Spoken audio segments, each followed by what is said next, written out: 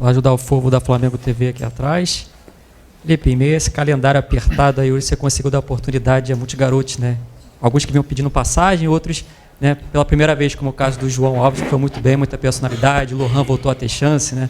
Deu muita dinâmica ali. Queria que você falasse sobre quão gratificante é e ver eles dando resposta em campo também num jogo tão importante.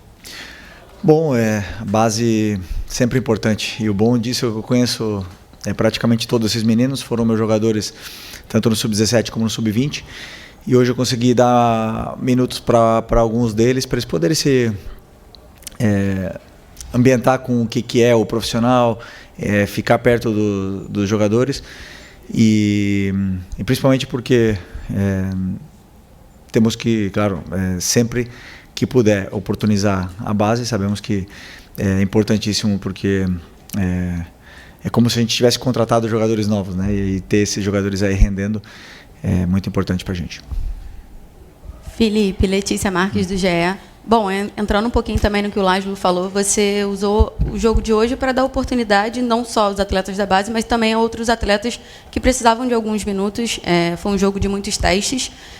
Queria saber de você, o que você considera que você mais acertou na escalação hoje? Talvez um Varela como titular, você tinha um Wesley à disposição, um Cebolinha jogando ali numa nova posição, quase como um 10, que é uma posição que você precisa quando não tem uma Arrascaeta.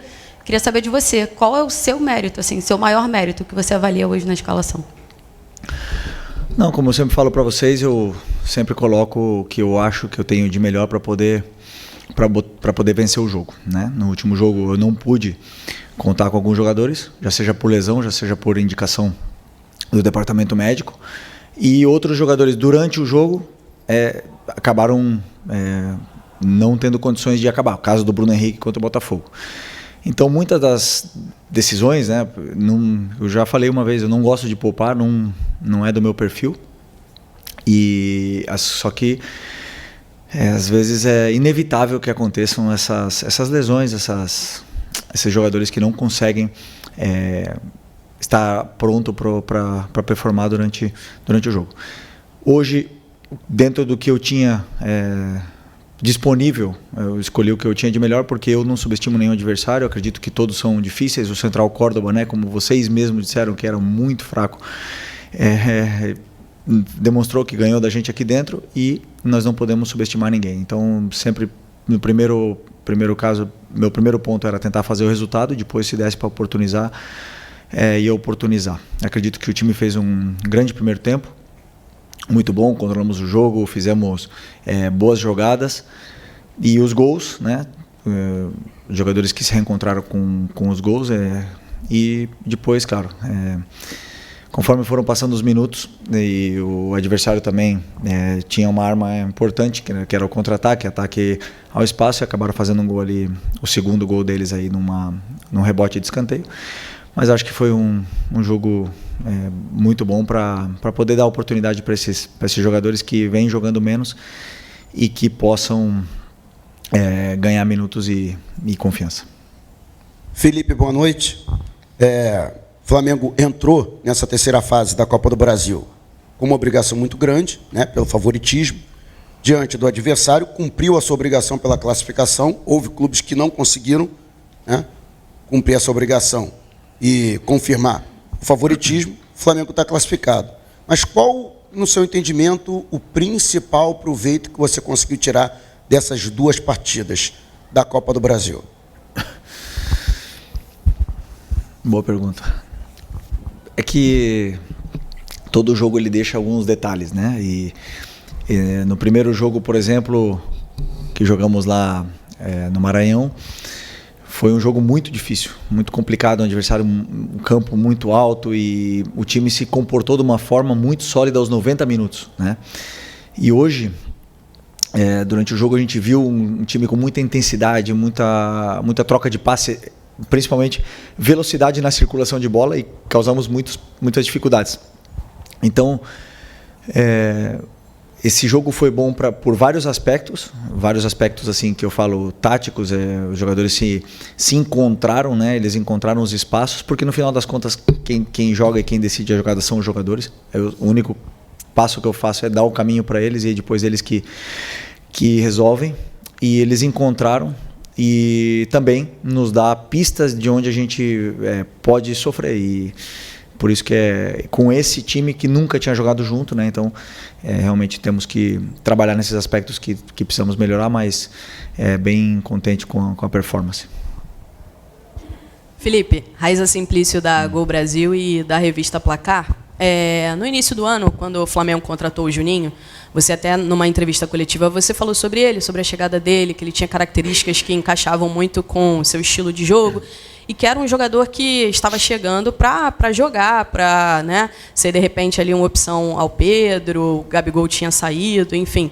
Só que a gente tem visto que o Juninho não tem tido muitos minutos, às vezes entra e não consegue se encaixar muito bem. Eu queria entender como é que está esse processo de adaptação do Juninho, o que tem acontecido com ele, como é que você vê o momento do Juninho no Flamengo? Vejo que os jogadores eles falam no campo, e o Juninho já teve momentos aqui bons, fez o gol na final do Campeonato Carioca, entrou, foi importante em alguns jogos, e para mim é isso, o jogador que joga 5 minutos, às vezes ele é mais importante do que o que joga 85, porque ele entra e é capaz de mudar um jogo, de fazer um gol e entrar para a história nos últimos minutos. Então, para mim, não está na quantidade, está na qualidade dos minutos que ele joga. O Juninho, entendo que ele está num período ainda de adaptação, não está na sua melhor,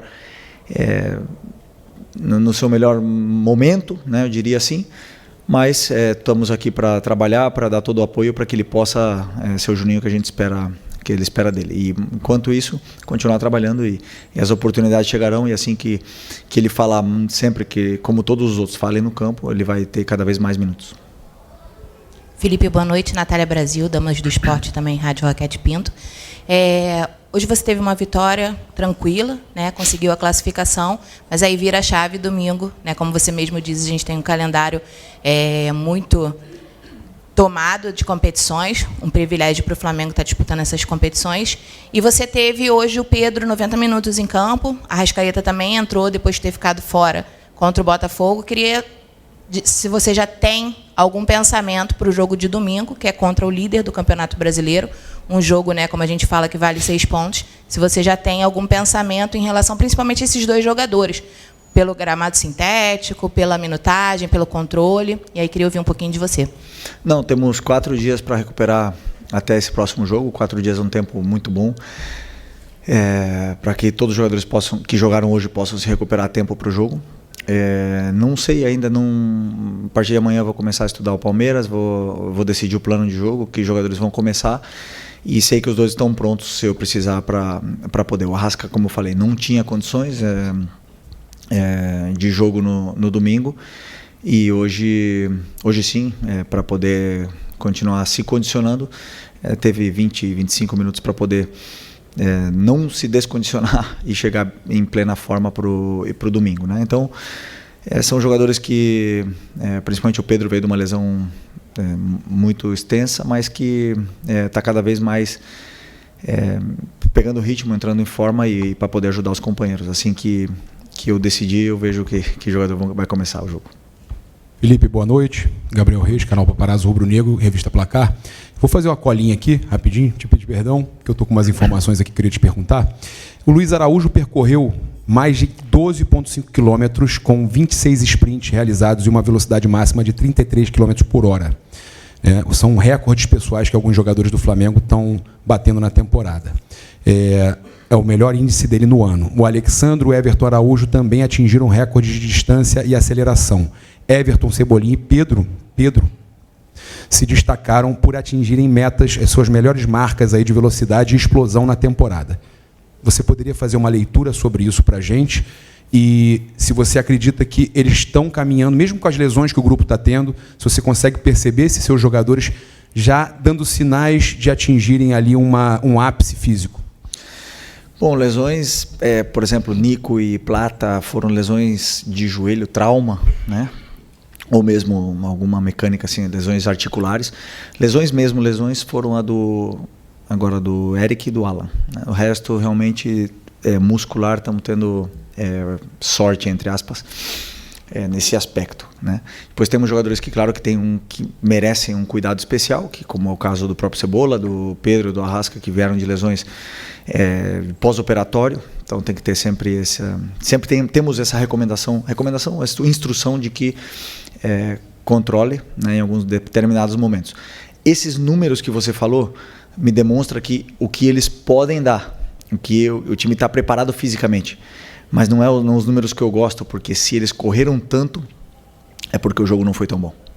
E nesse segundo tempo do jogo contra o Botafogo, que é onde teve muito ida e volta, esses números eles aparecem, né? Porque quando o time normalmente vence, faz um resultado e vence e controla, esses números não são atingidos. Então, muitas vezes a gente fala, o time falta intensidade, e ao contrário, né? O time está correndo mais do que deve, mas está correndo de uma forma errada. Então, esses números aí tem que sempre contextualizar eles, por que eles aconteceram. O Luiz é um animal, realmente, assim, fisicamente é um cara diferenciado demais. Ele tem outros, né? Como o próprio Bruno Plata, são jogadores que Wesley batem métricas que são extraordinárias, são nível europeu. E por isso, então são jogadores que aguentam esse tipo de jogo tão intenso, tão alto nível, em tanto ritmo nos 90 minutos. São jogadores que nível Flamengo. Então por isso que aparecem nesses jogos assim que foram um pouco mais de ida e volta, mas que ao mesmo tempo levam um desgaste grande. Boa noite, Felipe. Léo José do Coluna do Fla. A colega que perguntou sobre o Pedro, vou insistir um pouquinho no assunto, porque nesse jogo agora contra o Palmeiras, a gente sabe que é o clássico do ano, o maior rival do Flamengo hoje, né, em termos de competição, e o Pedro é o Pedro, né? Então, queria saber se você já planeja um time do Flamengo, a escalação do Flamengo, já com o Pedro no time titular, ou você ainda vai fazer avaliação entre ele, Bruno Henrique ou algum outro? Não. Primeiro que eu não diria aqui, né? Mas quando eu sento e analiso e estudo o adversário, eu escolho o que eu acredito que é o melhor para a equipe. Para a equipe, para o Flamengo. Não penso no que é melhor para o Pedro, para o Arrascaeta, para o Gerson, para o Bruno. Penso no que é melhor para a equipe, o que a equipe o que a equipe precisa para poder vencer o jogo. E a partir disso aí, como eu já falei para vocês, eu tomo as minhas decisões, durmo muito tranquilo e, como eu sempre falo, sempre colocando a equipe acima de tudo.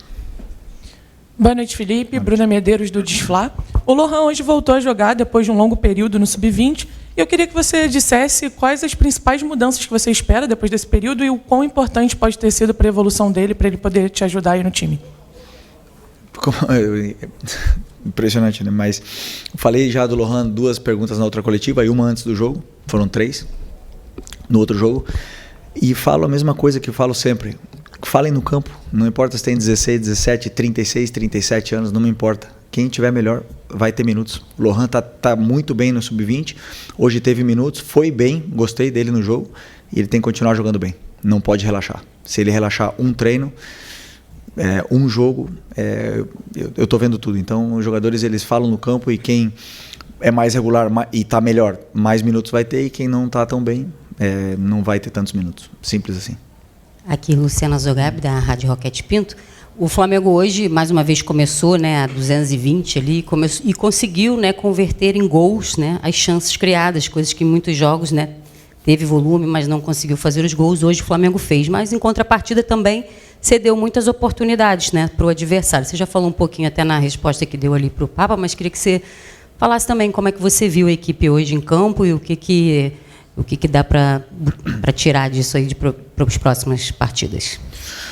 Não, eu acredito que foi um bom jogo. O Botafogo da Paraíba tem um time muito bem trabalhado, uma linha muito bem organizada, principalmente dos meio-campistas, não davam muitos espaços para a gente poder filtrar passes. Tentamos filtrar muitos passes por dentro, acabou amarrando. O jogo estava talvez um pouco mais por fora. Como foi o gol do Pedro, começou uma jogada por fora, circulamos e tudo mais. E depois com o resultado, com 2-0, eu senti que começamos a perder duelos, né? Alguns duelos individuais, tanto ofensivos como defensivos. Esses duelos não eram no mesmo nível que quando estava 0-0. Não digo que é normal, mas eu digo que pode-se entender pelo resultado do primeiro jogo, pelo resultado do segundo, pelo como estava acontecendo o jogo. E nenhum time do mundo, se você deixa jogar, não vai jogar. Eles jogam, sabem jogar, sabem chegar, sabem te machucar, sabem chegar até no teu gol. E foi assim que sofremos o primeiro gol. Então, eu acredito que foi mais por um momento de... Não digo que relaxamos, mas não era na mesma intensidade dos duelos. O Botafogo conseguiu chegar e fazer essas chances de gol. Felipe, aqui, Bruno Vilafranca, da Rede Multiflá. Queria que você fizesse uma análise do jogo do Varela, né, que não tem tantas oportunidades assim, mas hoje contribuiu bastante. No domingo ele já ajudou numa posição, não sei nem se você já tinha treinado ele naquela posição, jogando ali muito mais centralizado, como um volante mesmo, ou se foi uma situação de momento, mas falando mais de hoje. Ele contribuiu, fez gol, deu assistência, participou de várias roubadas de bola. Enfim, queria que você falasse, até porque provavelmente ele será o titular no próximo jogo, já que você não tem o Wesley à disposição. Obrigado e parabéns pela vitória. Obrigado. Realmente, o Varela é um jogador muito sólido, né? Um cara que na fase defensiva ele domina como ninguém. E depois no ataque é um cara que cria jogadas, não perde a bola principalmente, né? Então são características diferentes dele do Wesley. O Wesley sabe atacar muito mais espaço do que ele. Não é que ele também sabe, mas o Wesley tem mais esse perfil físico, né, do que ele.